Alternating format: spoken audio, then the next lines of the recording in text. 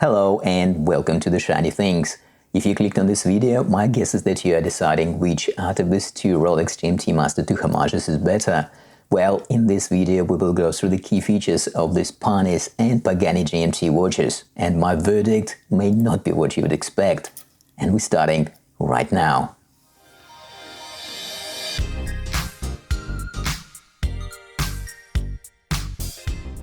Hi and welcome to the channel. If you're already subscribed, thank you and very warm welcome back.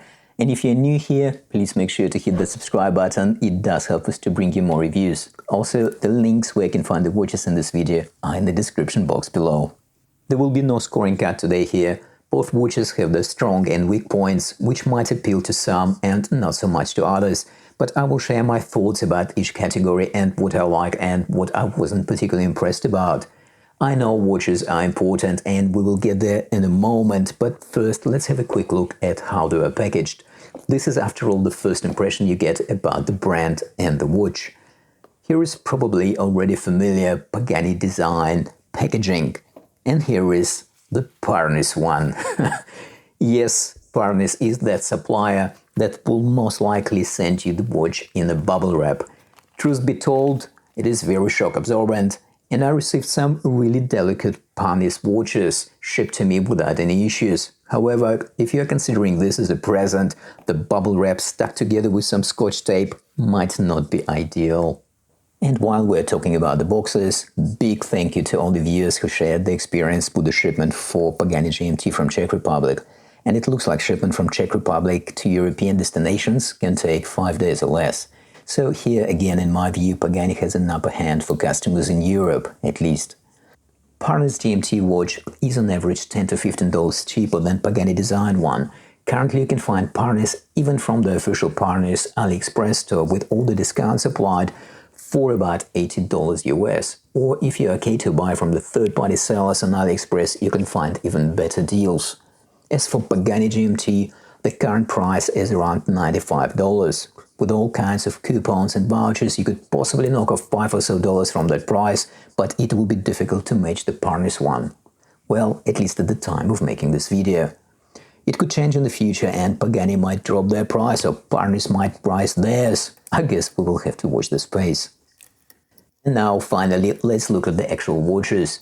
I have to admit, when Pagani GMT first appeared for sale, I thought, well, this will be just a Parnis GMT with different logo on the dial. Happy days. Well, for better or for worse, it's not the case. The watches are very similar, however, there are a few differences that I think would be good to know before pulling a trigger on a purchase. Both watches have classic 40mm diameter with 20mm lugs. Lug to lug is about the same, 47.3mm for Pagani and 47.5mm for Parnis. And protruding end length to end length is 52mm for Parnis and 52.5mm for Pagani design. However, Pagani's case is a bit thicker. Parnis that I have here is just under 13mm or 12.8mm to be more precise, while Pagani is almost 13.5mm. This makes a slight difference in weight, which is not much. However, Pagani does feel a bit more chunky and possibly a bit more substantial. I personally prefer watches a bit on the hefty side. However, for someone who likes less weight on their wrist, Parnis could be more appealing. Both watches sit nice and comfy. Here they are on my about 7-inch wrist. Sapphire crystal is used on both watches, including the Cyclope, which is good. For completeness, I would like to point out that the crystal on the exhibition back case of Pagani is not sapphire. Not that I expected it to be, but just in case if anyone wonders. Cyclope magnification is slightly different, with Pagani having a higher magnification. I think this is due to the distance between the Cyclope and the dial rather than because of the different Cyclope geometry. Personally, I prefer Parnis here because the day display is a bit more crisp. I have here a sterile dial Parnis. Not everyone's cup of tea, I know. Viewers who watch my other Pagani watch reviews might remember that I generally like Pagani design dials, and this one is not different. I think they have done a good job here.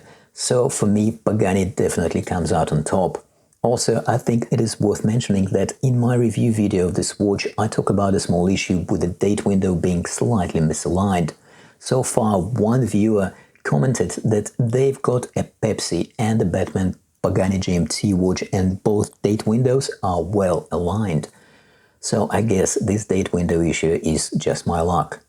While we're talking about the dial, a quick mention of the lume. In regards to intensity and time it lasts, it is quite similar on both watches. The only difference is that Pagani glows blue and Panis has more of a green hue. I will post the lume shot at the end of this video. If we compare the bezels, both watches use pretty much identical ceramic inserts. The only issue is that, and this is big thank you to one of the viewers for pointing this out, the Pagani has a slight quality control issue where the blue hue is shifted clockwise by a fraction of a millimeter. Both bezels are unidirectional and look very similar. However, as you can see, the Pagani is a bit thicker and also it is 60 click as opposed to 120 click bezel on Panis. Also, Panis bezel action is really good. It feels more composed and solid compared to Pagani bezel. Less backplay and smoother bezel action. Both bezels align quite well with the chaptering on the dial, so both look really good in my opinion. Moving on to the case, they are very similar and good polishing and brushing for this price point. Pagani of course has an exhibition back case where you can see the movement and the decorated rotor, a bit different from Rolex GMT style. Even though both watches have very similar case construction, they state different water resistance. Pagani declares 100 meter water resistance for this watch, which sounds quite good, while Panis is more conservative, stating 5 ATM or 50 meters on their product listings. And some different listings even less than that, like 30 meters. Both watches are powered by Minju movement. The DG3804 is used in Panis and DG5833 GMT movement is used in Pagani according to their product listing specification. As far as I could find information on the internet, both are very similar movements, both hack and hand wind, and are the same in operation. Panis crown action feels more refined to me, which could be again down to quality control rather than the issue with the movement itself. I have to say I'm really impressed with the accuracy of both watches here. Panis is reliably giving me plus 2 to 3 seconds a day, while Pagani is even better, constantly running between plus 1 and 2 seconds per day. And I've been wearing Pagani as a daily wear for more than a week now in various conditions. So very impressive for the watch in this price category. Bracelets. Of course, we have two different style bracelets here, so this is very much a personal preference. Some would like a more sportier feel of Pagani bracelet, or the Jubilee style bracelet, which has more classier feel to it and would work for more formal or dressy occasions. Both bracelets come with the screws rather than pins, really good at this price point. Pagani bracelet will cover the maximum wrist circumference of 21 cm, which is about 8¼ inch, and Panis seems a bit on the shorter side and will cover just under 20 cm, which is just under 8 inch. There is also an extra 5 mm quick extension on both bracelets. The main difference, of course, is the clasp. Well, here is the thing. Pagani clasp is okay, and we all know why. No design prices go to Pagani here. However, I've got to say it is not super refined and it takes a bit of getting used to operate. Also, the edges lack that final finishing touch and feel a bit sharp. With Panis clasp, if you look past the awkwardness of the design, and I think here the full credit for the weird design goes to Panis, the machining and finishing is much better, and the clasp double pusher action is very solid and reassuring. My take on these two watches, well, let me put it this way. Since I received the Pagani GMT, it actually grown on me, and it is slowly winning me over with its cool looks and really surprising accuracy. Panis GMT is really nice, and with its nice dressy presence, it's not going anywhere from my collection anytime soon. But Pagani, I think it's just cool. It would be interesting to know what is your take on these two watches.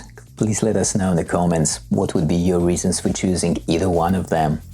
And of course, don't forget to click that subscribe button so you don't miss any new videos, and hit that like button or the other one if you feel that way. We appreciate the feedback. Thank you for tuning in. All the best. Take care, and I'll see you in the next video.